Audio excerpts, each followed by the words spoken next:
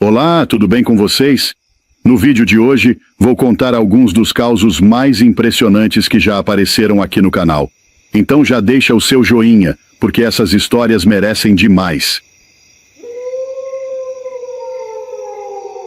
Diz que tinha um fazendeiro muito forte na região do Goiás, ali na Caiapônia. Muito antigamente, na época que ainda era os contos de réis, o dinheiro circulante. Ele era forte demais, vinha de uma família poderosa e herdou aquilo tudo. Tinha uma expertise muito grande para mexer com gente, com terra. Tudo que herdou, multiplicou muito mais. Era casado, tinha os filhos dele legítimos, os herdeiros. E já era dono de muita terra, vixe. Era terra demais da conta.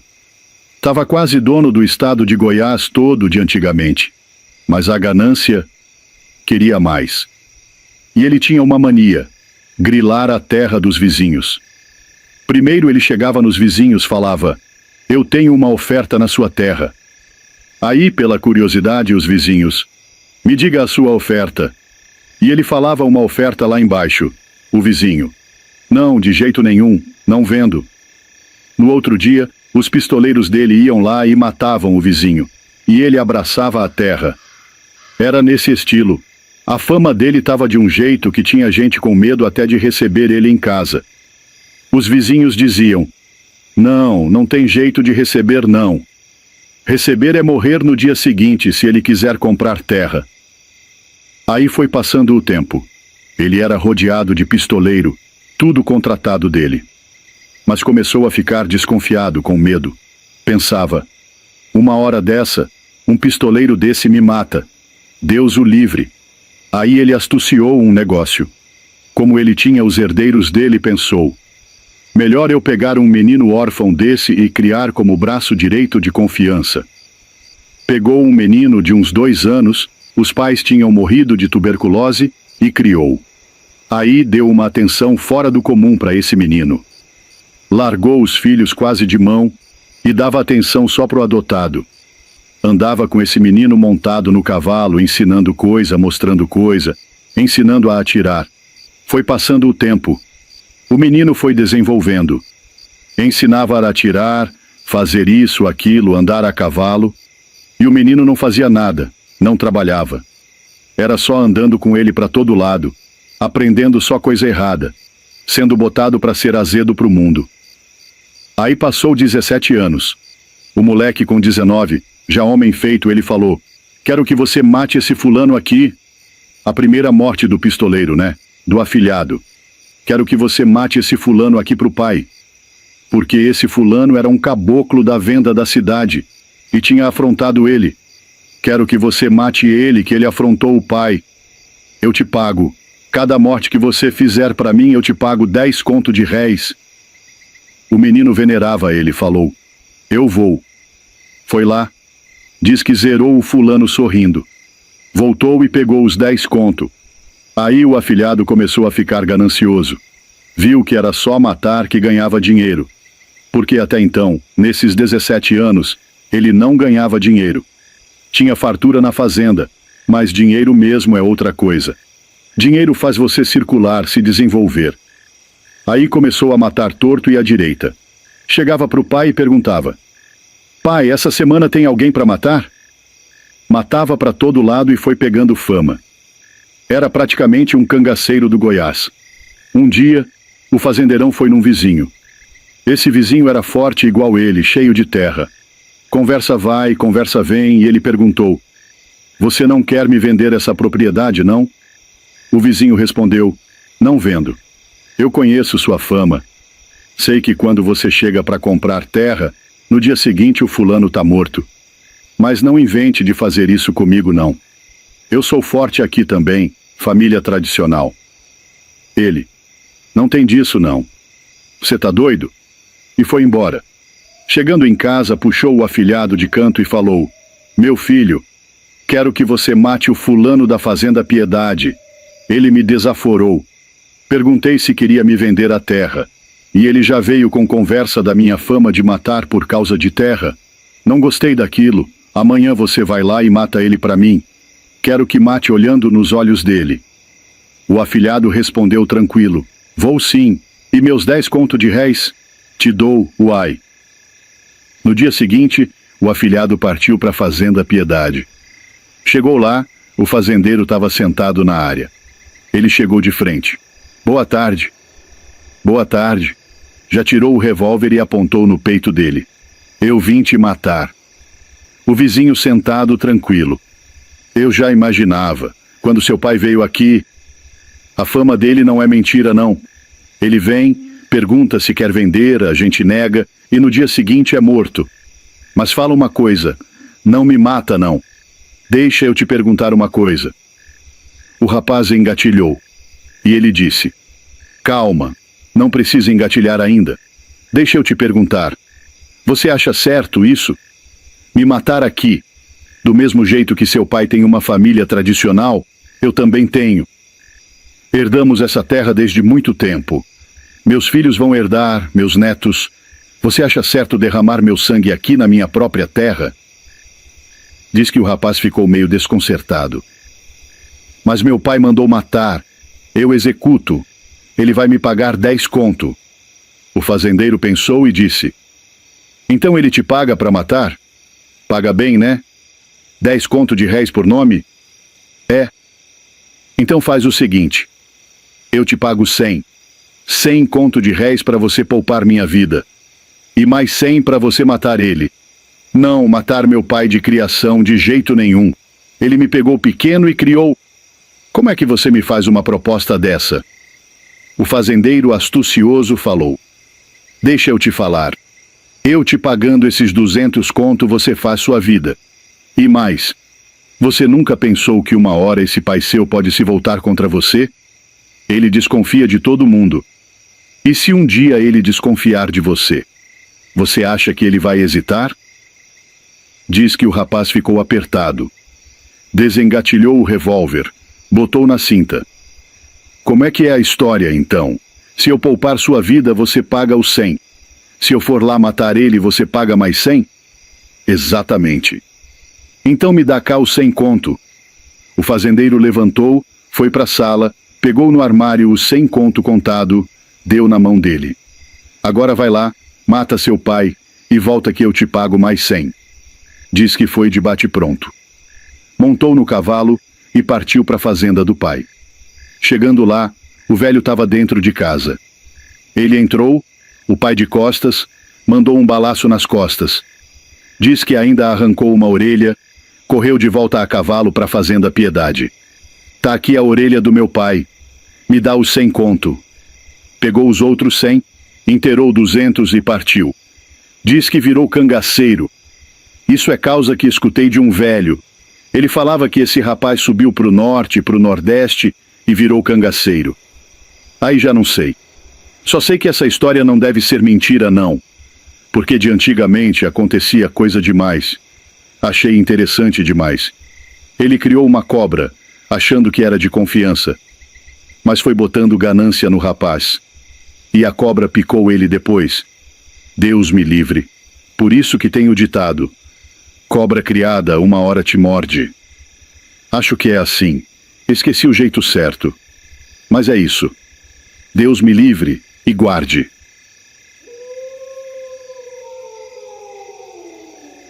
Eu tinha coisa de uns 12 anos.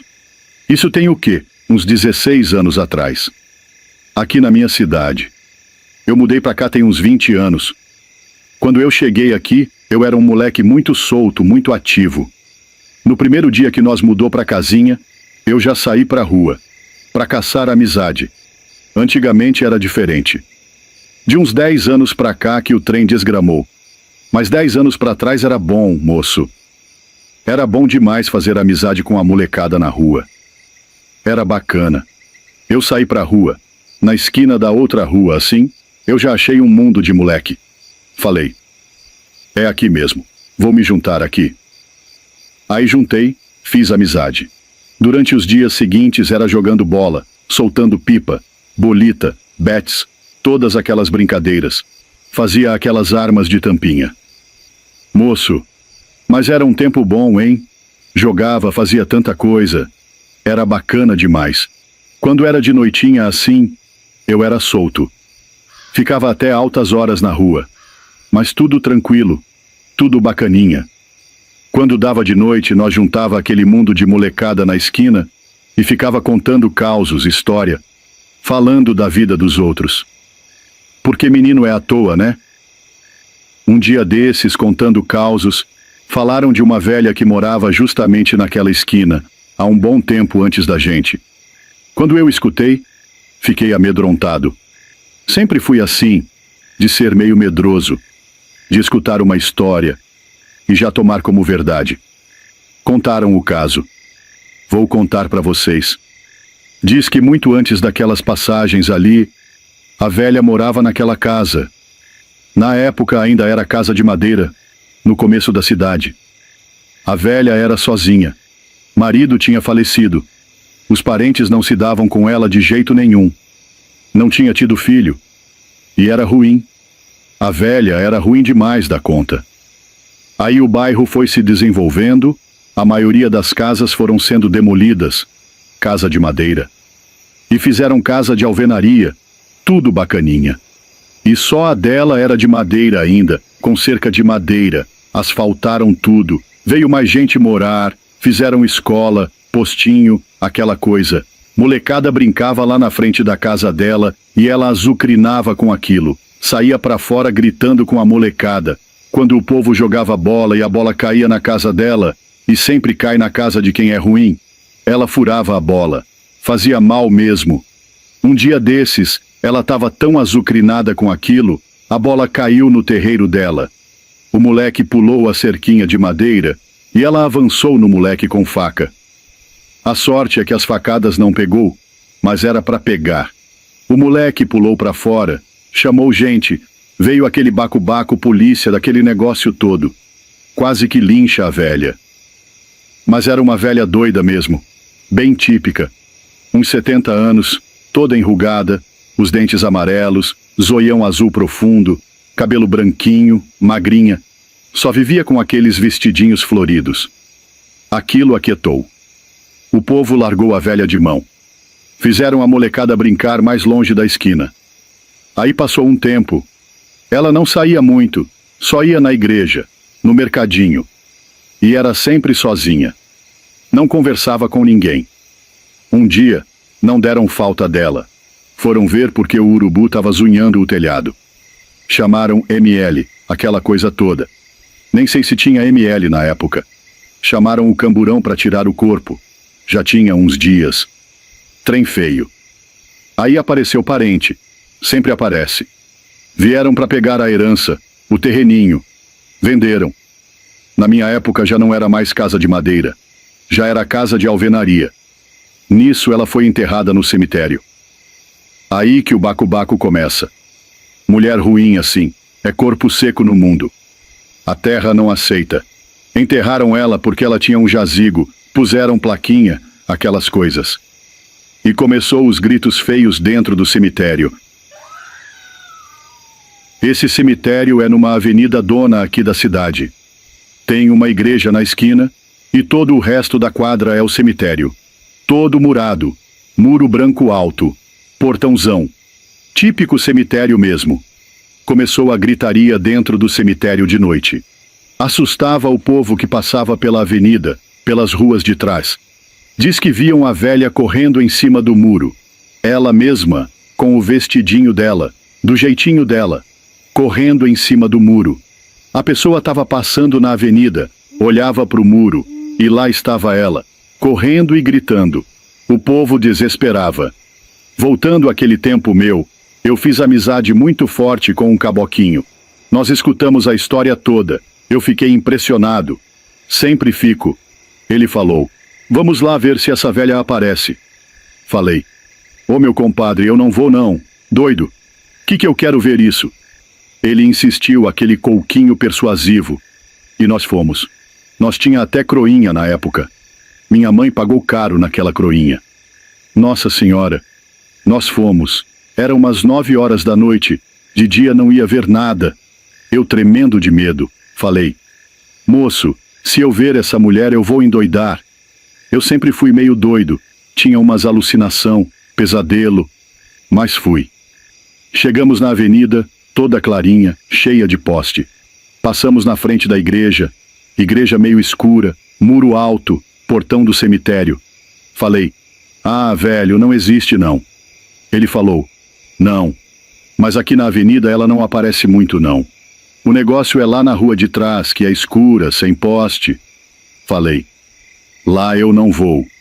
Ele: "Nós já tá aqui. Se ela aparecer, nós corre. Nós é ligeiro." Ele falando isso pra mim. Nós fomos, pegamos a rua de banda do cemitério e fomos pra rua de trás. Meu amigo, parece que foi nós botar o pé naquela escuridão. Escutamos um grito de dentro do cemitério. Aquele grito mais esquisito do mundo. Eu já espantei de tudo. Quando olhei pra cima do muro, tava lá. A velha. A velha começou a correr assim ao redor do muro, e correndo e gritando. Eu larguei minha croinha no chão, o Toinho largou a croinha dele também. Nós sapecou no mundo. Dia seguinte nós voltamos lá para ver as croinhas. Eu apanhei, mas eu apanhei tanto. Minha mãe pagou, se não me engano, 600 conto naquela croinha nova. 600 conto. Há 15, 16 anos atrás. Era dinheiro demais. Acho que era quase 2 salários. Apanhei e fiquei com aquele trauma. Até hoje, quando passo lá, e tá lá ainda o cemitério, a igreja, eu fico meio sentido. Não é medo, mas é receio. Crente em Deus Pai, porque eu vi. A velha purinha assim, correndo ao redor e gritando com vestidinho, cabelinho grisalho. Que trem esquisito. Deus me livre e guarde. E tem disso demais. Todo lugar tem essas coisinhas.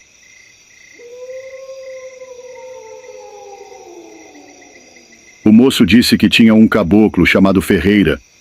Isso lá em Campanha, Minas Gerais. Era um caboclo raçudo. Moço de coragem mesmo. Aí lá na cidade, o povo estava dizendo que estava sendo assombrada. As cidades que têm cemitério antigo, que fica no meio da cidade, estavam todas com isso. Aquele cemitério, zanzando aquela coisa, e o povo estava reclamando muito de uma assombração esquisita que estava aparecendo na porta do cemitério, e por ocasião, essa sombra, a tal zumbi de cavalo. Já contei de um caso de zumbi de cavalo. O zumbi de cavalo é uma energia, uma assombração de uma pessoa, pode ser homem ou mulher, que aparece na frente da pessoa, vai crescendo, crescendo, fica da altura de uma árvore ou mais. Se o sujeito não sai da frente, aquele trem cai em cima da pessoa e mata. Contam que muitas dessas mortes esquisitas, ataque do coração, AVC do nada assim no meio da rua, é isso, zumbi de cavalo. É o que o povo fala. E o povo estava vendo muito disso. E a tal pessoa que viam era uma mulher. E uma mulher bonita. Disseram que era uma mulher bonita. Mas ela aparecia e se transformava naquele trem, crescia. Ficava muito de mulher assim. O povo corria de medo. Já sabiam mais ou menos dessa ciência do zumbi de cavalo. Ficou aquele burburinho. Todo mundo falando disso na cidade. Sobrando aí não passa na porta do cemitério não, que o negócio tá feio com esse trem aí. Contaram até que lá tem uma rua chamada Rua da Forca. E lá, realmente, há muito tempo atrás, tinha uma forca mesmo. Muita gente foi sentenciada ali. E olha só, o povo contando causos. Aí o povo via a mulher. Dava para ver o rosto dela certinho. Um dos moços que viu a nervosia dela correu. Mas tinha um velhinho lá, antigo, com mais de 90 anos. Velho lúcido ainda. Chegaram nele e perguntaram: "Seu fulano, não chegou aí uma moça assim assado?" Descreveram direitinho a mulher. O velho falou: "Eu conheço. Essa é a Maria Ferreira. Ela foi morta na forca, porque praticou adultério no casamento há muito tempo atrás, e sentenciaram ela lá. Aí descobriram. Descobriram quem era a mulher que assombrava. Era a Maria Ferreira, parente do Ferreira do começo do caso, o caboclo raçudo. Aí ficou aquele converseiro. Ó, o trem que tá assombrando a cidade é parente seu." Ele não falou nada, mas era cabra raçudo, de coragem, e só acreditava nas coisas que ele via. Aí desafiaram ele. "Uai, Se você não acredita que é sua parente, se você nem acredita que existe esse trem, vai na porta do cemitério lá de noite, então. Você vê o povo tá até evitando andar de noite perto do cemitério. Ele falou, não, que isso? E disse que durante 30 dias ele ia na porta do cemitério para ver se aparecia nada. Tava quase desistindo. Aí, no último dia, ele foi assim mesmo, meio escabreado.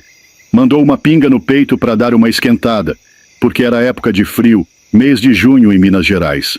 Chegou lá na porta do cemitério, ficou esperando. Então, até que apareceu. Apareceu a tal mulher. Disseram que ela apareceu de um janto assim na porta do cemitério. Foi crescendo, crescendo, crescendo da altura da árvore. E ele narrando o fato, disse que não correu. Ficou olhando para ela crescer, aquele muito de mulher. Em vez de correr, falou com ela. Você tá fazendo isso aqui na cidade por quê? Já estava meio com pinga no peito, a coragem aumentada, e já era corajoso por natureza. E ela ficou sem ação. Porque aquele trem, o zumbi de cavalo, quando cresce, cai e mata a pessoa. Mas não caiu nele, não. Ela ficou ali assim e respondeu, eu não tô assombrando a cidade por coisa boba, não. Na época que eu morri aqui na cidade antes de me enterrarem, roubaram um negócio meu do meu caixão. Um broche.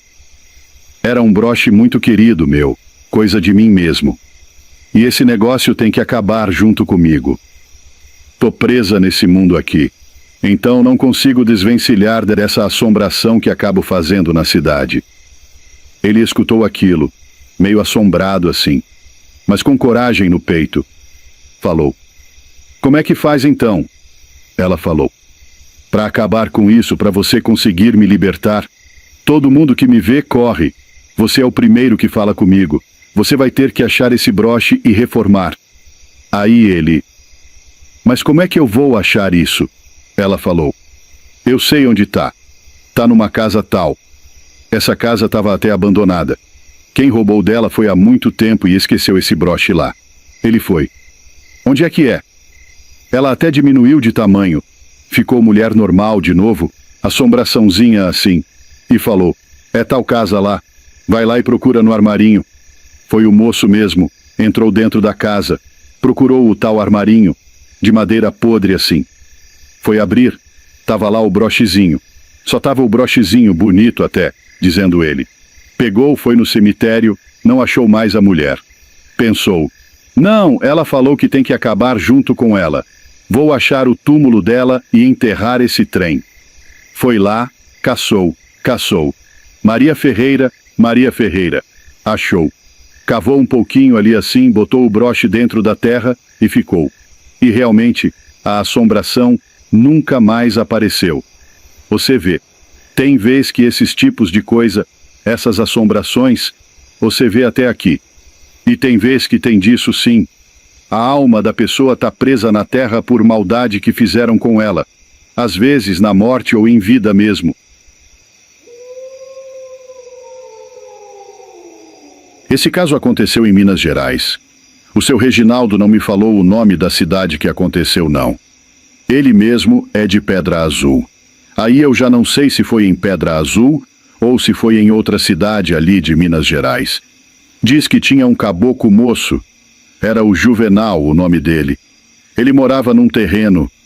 Era num terreno baldio assim, no meio da cidade. A cidade já era bem desenvolvida. Aquele terrenão baldinho. Só o mato. Aquela marceia feia. Diz que era uma madeireira antigamente. Aí o dono teve uns problemas de embargo por conta de documentação e ficou no meio da cidade. Era um terrenão do tamanho de umas 2 quadras, puro mato. Tinha uma avenidão, já com um monte de comércio, as casas, e aquele trem feio ali no meio da cidade. E o Juvenal morava lá dentro. A casa dele era no mato só também, era uma casinha de madeira branquinha, tudo deteriorada. Ele morava lá porque não tinha família, meio jogado. O dono da área lá falou, cuida lá pra mim, pra ninguém invadir. Ele recebia alguma miserinha lá, mas não servia pra nada. Vivia lá. Um caboclo assim de uns 45 anos, mas aparentando uns 60, 70, bem judiado. Feio, tudo maltrapilho, andava meio corcunda, não falava nada. A voz embargada, fumava demais. Não queria contato com ninguém. Muita gente tentou ajudar ele, tirar ele de lá, dar uma de mão. Mas ele não saía. O povo falava que ele era lobisomem, porque tinha gente que passava pela calçada ali e via, durante a noite, na madrugada, uns vultos de bicho correndo pelos capinzais secos, naquele terreno baldio. Agora, eu não sei se era inventação de caso para assustar os meninos, porque durante o dia tinha vez que o Juvenal saía para comprar alguma coisa na mercearia, andava na cidade, e a meninada ia atrás dele atentando. Aí os mais velhos falavam: não atenta o Juvenal não, que ele é lobisomem, e tal. Ficou isso aí. Diz que tinha uma transportadora na frente desse terreno baldio, onde o Juvenal morava. E essa transportadora naturalmente tinha um vigia. O vigia ficava dentro da guarita. A guarita dava acesso ao terreno da distribuidora e tinha uma janelinha que dava para ver para fora, para a rua. Dava para ver tanto o terreno do Juvenal quanto a rua, o movimento. E o vigia ficava lá até de manhã cedo. Pegava o turno da meia-noite até de manhã cedinho. Nesse dia, o vigia estava lá. Escutou, já era para lá de meia-noite, umas 2, 3 horas da manhã, uma latição de cachorro. A rua era de chão batido. Uma latição de uns 10, 15 cachorros, correndo para lá e para cá, aquela ação toda, levantando poeira. Ele tentou ver pela janelinha da guarita. Não viu nada. Aí ele saiu assim, foi para dentro do terreno da transportadora. Abriu um portãozão e saiu para a calçada. Meu amigo, na hora que ele olhou, ele com a arma aqui, né? Vivia armado e tal. Ele viu os cachorros tocando de roda atrás de um homem. Aparentava ser um homem, mas ao mesmo tempo parecia um lobo. Tava de 4, peludo e muito grande. Era o lobisomem. Aquele bicho tocando de roda e os cachorros latindo atrás. Ele assustou com aquilo, mas puxou do pente 38, era um ponto .38 de 6 polegadas, um canhão. Mirou no meio do bicho, mandou bala. Diz que pegou no bicho debaixo do subaco. O bicho deu aquele uivado, correu e caiu para dentro do terreno do Juvenal. O vigia ainda foi atrás, mas pensou: não vou entrar aí não, que esse bicho tá aí para dentro. Dentro do capinzal ficava ruim, não tem visão de nada, o bicho ataca. Falou: não, vou embora daqui. Aí entrou de novo para a transportadora, foi para a guarita, se trancou lá e ficou. Ele assombrou, porque o bicho levou um tiro e ainda deu conta de correr. Tiro no subaco já pega no coração, pega no pulmão. O bicho pode correr um pouco, mas morre. Ele ficou assombrado. Aí ficou até amanhecer. Foi chegando os funcionários, ele começou a contar o caso. Não, que eu matei um bicho ontem à noite e dei um tiro. O povo: nada que nada. Não, eu matei. Mostrou até a cápsula do ponto .38 deflagrada. Aquilo espalhou ali na avenida, no bairro todo. Todo mundo sabendo. Não, que o vigia deu um tiro num bicho aí, era o lobisomem, dizendo ele. Já falaram, deve ser o Juvenal. Mas você vê, em vez de alguém ir lá ver como o Juvenal tava, mas não. Ficaram achando que era só um caso, uma mentira, uma historinha. Aí diz que o dono da mercearia era quarta-feira. O Juvenal, toda quarta-feira, ia lá no dono da mercearia, comprava um pacote de café, um de açúcar e um pacotinho de macarrão que ele comia durante a semana. Deu quarta-feira, 2 dias depois do tiro, era para ele ter ido. E nada. O dono da mercearia já achou estranho. Passou para o outro dia, quinta-feira, o dono falou: poxa vida, cadê o Juvenal? Era para ter vindo ontem comprar as coisas, não veio. Era para lá de meio-dia, não tinha aparecido. Aí chamou o menino dele, falou: chama sua irmã, deixa ela aqui no caixa e vem comigo ali no Juvenal. A mercearia era de frente com o terreno baldio. Eles entraram para lá. Quando chegaram na porta da casa, a casa estava escancarada. Era casa velha, mas tinha porta. Dava para fechar, mas estava escancarada. O velho deixou o menino para fora e entrou. Um mau cheiro. Tava lá o tal do Juvenal, morto, já em decomposição avançada. Chamou o rabecão, aquele mundo de gente, alardeou. Vocês sabem como é que é. Tiraram o corpo de lá, foram fazer os exames. Já estava morto há muitos dias, alguns dias. Constatou que tinha morrido na segunda-feira de madrugada. E tinha mesmo um tiro debaixo do subaco. Aí vocês me falam, era o lobisomem ou não era? Deus me livre e guarde. Eu queria tanto saber. Eu não duvido desses causos, não. Eu acredito muito. Eu queria saber em que cidade que foi, para ver se bate as coordenadas, os trem. O Reginaldo, que contou o caso, não sabe precisar. Disse que ouviu do pai dele, que o pai dele ouviu do avô. Então, provavelmente é caso antigo.